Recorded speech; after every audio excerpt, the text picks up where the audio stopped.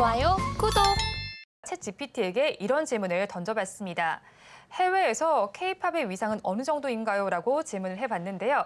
챗GPT는 이런 답을 줬습니다. 해외에서 K-팝의 위상은 지속적으로 성장하고 있습니다. 라고 하면서요. K-팝 그룹들은 전 세계에서 팬미팅과 여러 가지 활동을 개최하면서 국경을 넘어서 활발한 활동을 펼치고 있다라고 말했습니다. 또 여러 가지 접근 가능한 형태로 만들어졌다라고 말을 했고 이렇게 되면서 인지도와 영향력을 증가시켰다라고 말했습니다.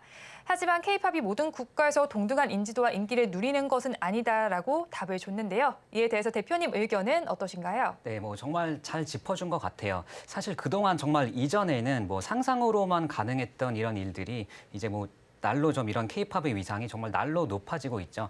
제가 예전에 이제 미국에서 있는 맥도날드에서 이 싸이의 강남 스타일을 들었을 때 정말 이 감동에 벅찼던 그런 느낌이 아직도 좀 생생하게 남아 있는데요.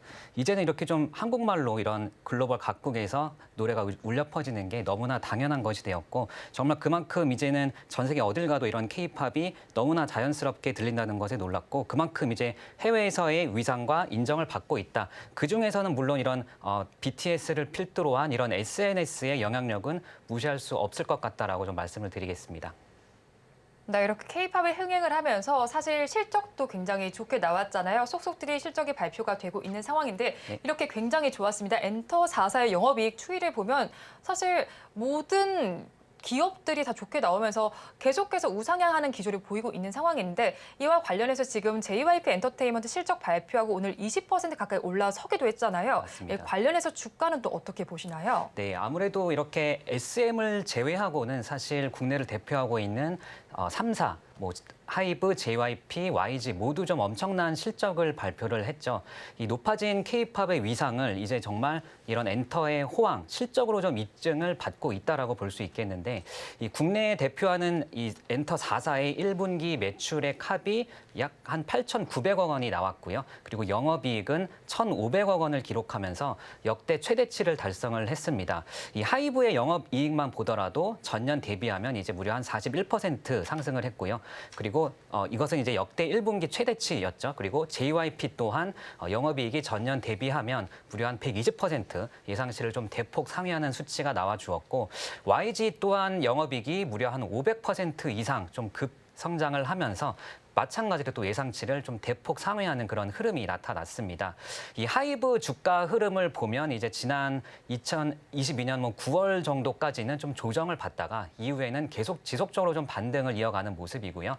JYP 또한 한 21년 전으로 보면 계속해서 한 서너 배가량을 지금 상승을 이어가고 있는 것 같아요. 오늘도 계속해서 강세를 이어나가고 있고 YG 또한 월봉상으로 보면 이제 좀 YG는 그동안 조금 상대적으로는 주춤했었지만 이제 조금 이런 월봉상 박스권을 좀 돌파해 나가면서 이제 좀 함께 좀 추세를 같이 이어나갈 수 있지 않을까라는 기대를 해볼 수 있겠고 우리가 이 엔터 업종 계속 좋다 알고는 있었지만 실제적으로 이렇게 우리가 실적으로 좀 확인을 했다라는 점에서 여기에 또 더해서 이제 실적 시즌에서 가장 수혜를 볼 수 있는 업종으로 항상 좀 엔터 업종들을 많이들 꼽아왔었죠. 이번에 이제 실적 시즌이 마무리되어 가면서 가장 크게 수혜를 보고 있는 업종으로 이런 엔터 주들이 좀 가장 좀 기분 좋은 흐름을 나타내고 있지 않나 좀 그렇게 정리를 해볼 수 있겠습니다. 네, 특히나 엔터주의 주가는 사실 보면요. 올해 초부터 평균 50% 이상의 상승률을 보이기도 했습니다. 걸그룹 이야기도 있기도 하고 사실 앨범 판매량도 좋아진다라는 이야기도 들리고 있습니다. 관련해서 엔터 4사 혹은 이제 엔터 4별로 추가적으로 주가 상승 모멘텀에는 어떤 게 있을까요? 네, 국내 엔터사들의 가장 또 큰 강점이라고 한다면 바로 이 IP 지식재산권이겠죠. 이 수익성 높은 이런 앨범이나 음원, 굿즈 같은 쪽에서 굉장히 또 높은 수익률을 또 만들어내고 있는데요. 앞으로 계속해서 이런 K-팝 이 글로벌 팬덤이 계속해서 좀 확대가 되어 가면서 지속적으로 이런 영업이익률 또한 좀 급성장하는 것을 계속해서 달성해 나가고 있고 이 회사들도 본인들도 지금 실제로 놀라고 있다고 해요. 그렇죠. 네, 그만큼 정말 이 별다른 아티스트 활동이 없는 구간에도 이전과는 다르게 계속해서 이런 음원이나 앨범이나 굿즈 같은 것들이 계속해서 팔려 나가면서 회사들도 놀랄 만큼 좀 실적들이 좋아지고 있다. 이거에 더해서 또 엔터주들이 공통적으로 갖고 있는 좀 수혜라고 한다면 이제 풀리게 되는 리오프닝에 대한 또 최대 수혜 업종으로 또 엔터주를 꼽을 수 있겠는데요. 이제 뭐 뉴스에서도 계속 나오고 있지만 이제는 좀 마스크를 벗고 함께 예전처럼 좀 떼창을 부르는 이런 팬들의 모습이 좀 계속해서 나타나고 있고 관련해서 이런 공연 관련한 수익이 상당히 좀 높게 나오고 있어요. 그렇기 때문에 앞으로 이런 리오프닝이 되어 갈수록 공연도 뭐 콘서트 같은 것들이 계속해서 늘어날 수밖에 없겠고 관련해서 이런 엔터주들은 계속해서 좀 좋은 모멘텀을 가지고 있을 것이라고 보여지고요. 뭐 개별 기업들로 보면은 YG 엔터 같은 경우에는 이제 양현석 대표의 약간 경영 복귀로 인한 좀 사업들의 좀 탄력을 계속해서 좀 받아 나가고 있는 모습이죠. 실제로 이제 베이비몬스터가 지난주에 뭐 5명이다 7명이다 말이 많았지만 결국에는 이제 팬들의 바람대로 7명 데뷔를 이제 발표를 직접 했고 그리고 이제 베이비몬스터가 데뷔를 하게 되면 그동안 이제 YG 엔터테인먼트의 가지고 있던 가장 좀 큰 우려 요인이었던 이제 원 IP 너무 단일 아티스트 블랙핑크에 지나치게 좀 의존을 했던 그런 우려들을 좀 한 번에 좀 해소해 나갈 수 있지 않나라는 그런 기대감 또한 가져볼 수 있겠고요. 뭐 여기에 더해서 블랙핑크의 재계약에 대한 좀 우려감도 있었는데 사실 현재 흐름이나 뭐 분위기를 보면 뭐 블랙핑크와의 재계약은 상당히 높게 보는 것이 좀 전반적인 그런 흐름이라고 볼 수 있겠고요.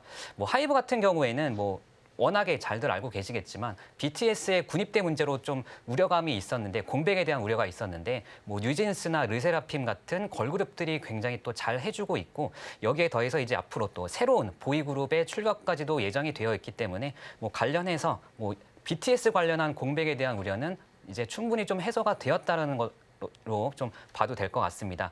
이 JYP 같은 경우에도 마찬가지로 뭐 기존의 뭐 트와이스나 엠믹스, 뭐 스트레이키즈 같은 그룹들이 해외에서 계속해서 좀 굉장히 잘해주고 있죠. 뭐 국내를 넘어서 해외에서도 계속해서 지금 큰 인기를 누리고 있는데 하반기에는 또 이제 라우드라는 보이 그룹 그리고 중국에서도 이제 신인 그룹이 발표가 예정이 되어 있고 무엇보다 가장 중요하게 보고 있는 것은 이제 미국에서 발표되는 걸그룹이죠. 미국판 걸그룹 A2K의 데뷔가 이제 좀 예정되어 있다라는 점에서 미국에서 이제 JYP도 좀 어느 정도 성공 추세를 나타낸다면 하이브처럼 충분히 좀 폭발적인 그런 주가의 상승 탄력이 뭐 지금부터라도 계속해서 좀 이어질 수 있지 않을까 좀 이렇게 보고 있습니다.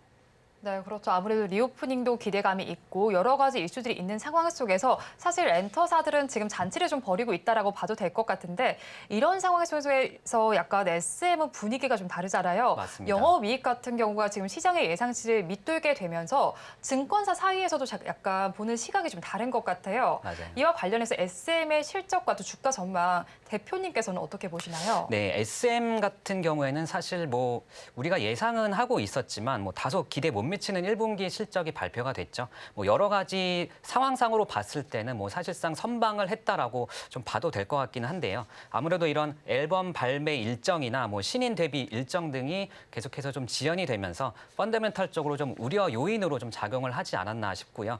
아무래도 이런 아티스트의 활동 지연이나 뭐 이런 소속 아티스트의 군입대 소식, 뭐 갑작스럽게 뭐 카이 같은 가수가 이제 군입대를 하게 되고 신인들의 데뷔 일정이 좀 지연이 되게 됐는데 아무래도 지난 1분기에 계속해서 좀 이어졌던 이런 지배구조 이슈로 내용을 좀 많이 겪었잖아요. 그렇기 때문에 뭐 사실 우리가 이미 많이 예상을 했었고 뭐 어쩔 수 없이 정상적인 이런 경영 좀 기획이 좀 어려웠을 것이라는 거는 우리가 이미 시장에서 충분히 예상을 하고 있었다는 점을 좀 참고로 해야 될 것 같고 아무래도 SM 같은 경우에는 이런 상황을 얼마나 좀 빠르게 이겨내고 정상적인 이런 경영 기획을 앞당길 수 있느냐가 앞으로 주가의 가장 중요한 요인이 될 것 같고요.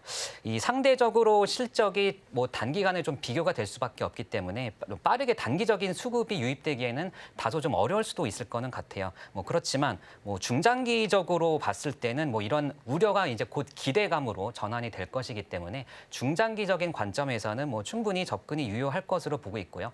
이 SM 같은 경우 아무래도 우리가 이미 좀 알고 있듯이 뭐 예전에는 뭐 국내에서 1등을 다투는 뭐 그런 아주 훌륭한 기업이었기 때문에 뭐 그런 저력은 또 무시할 수가 없다는 점도 참고를 해봐야 될 것 같고 그동안 아무래도 이 이수만 체제에서 계속해서 좀 성공 추세를 달려왔는데 이제는 좀 이수만 체제를 벗어나서 좀 성공을 해야 된다는 그런 부담감도 갖고는 있을 테지만 뭐 앞으로 이런 우리가 기존에 알고 있던 SM의 저력은 좀 중장기적으로 충분히 지켜볼 만하다. 좀 이렇게 정리드리겠습니다.